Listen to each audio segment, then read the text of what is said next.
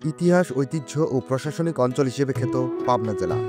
আর এই পাবনা জেলার গুরুত্বপূর্ণ একটি স্থাপনা নিয়ে আমাদের আজকের বিশেষ আয়োজন।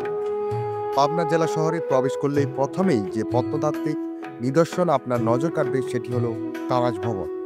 প্রশ্ন হলো, আসলে এই তারাজ ভবনটি কি? চলুন জেনে নিই এই তারাজ ভবনের ইতিহাস সম্পর্কে। ইতিহাস, ঐতিহ্য আর সম্ভাবনা নিয়ে কালের সাক্ষী হয়ে 2 শতক ধরে দাঁড়িয়ে আছে জেলা শহরের প্রাণকেন্দ্রে এই তারাজ ভবন। তারাজ ভবনের প্রধান ফটক দিয়ে প্রবেশের পরই চোখ পড়বে দৃষ্টিনন্দন নানা প্রজাতির ফুল গাছ দিয়ে সাজানো এই ভবনের উঠান।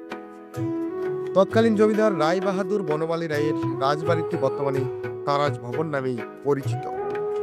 ইতিহাস খুঁজলে পাওয়া যায়, ব্রিটিশ শাসনামলে তারাজ রাজবাড়িটি নির্মাণ করেন তারাশের তৎকালীন জমিদার রায় বাহাদুর বনমালী রায়।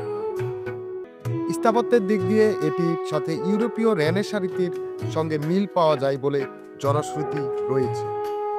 16 শতাব্দীর শেষ ভাগে বর্তমান সিরাজগঞ্জ জেলার অন্তর্গত তারাশ উপজেলার প্রায় 16 কিলোমিটার দক্ষিণ পূর্ব দিকে দেবচারিয়া গ্রামের বাসুদেব ওরফে নারায়ণ দেব চৌধুরী নামে এক ব্যক্তি বাস করতেন।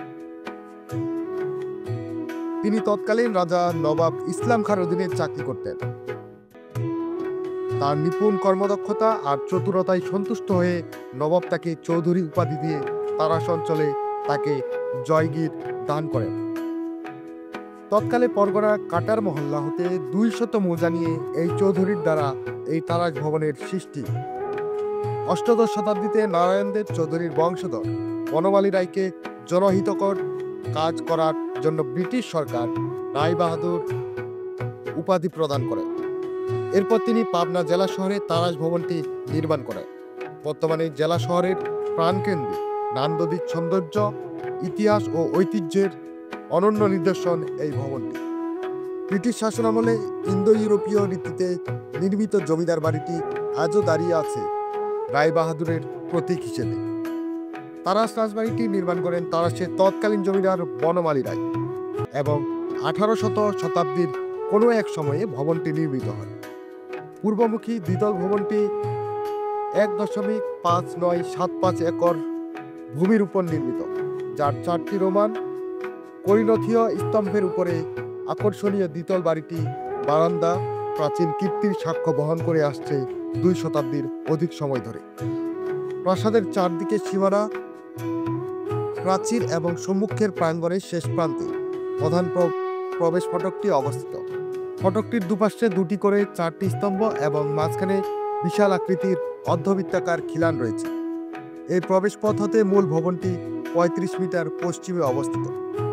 ঐতিহাসিক এই ভবনটি 8ই জানুয়ারি 1998 সালে বাংলাদেশ সরকারের প্রত্নতত্ত্ব অধিদপ্তর সংরক্ষিত প্রত্নতাত্ত্বিক স্থাপনা হিসেবে তালিকাভুক্ত করে। প্রত্নতত্ত্ব বিভাগ এটিকে সংরক্ষিত ঘোষণার পূর্বে ভবনটি বিভিন্ন সরকারি দপ্তর হিসেবে ও পাবনা মেডিকেল কলেজের ভবন হিসেবেও ব্যবহৃত হয়েছে বলে জানা যায়।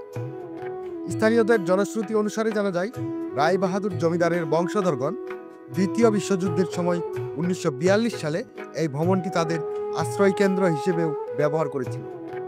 পাবনা জেলার এই স্থাপনা কালের সাক্ষী হিসেবে এখনও দাঁড়িয়ে রয়েছে।